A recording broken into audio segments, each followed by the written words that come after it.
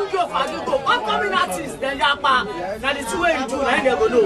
You give one boy 1.6 million. They don't know say you give person money. For landmark 31st. Surulere. Wizkid, I don't fight you. You go boy.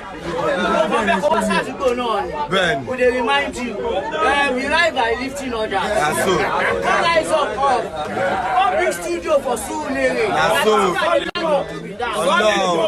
Baba Wawa.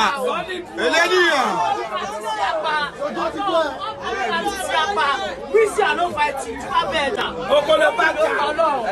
No, I don't fight you. Go build studio for Adugo. Upcoming artists, then Yapa. Now the 2 way you do, now they go know.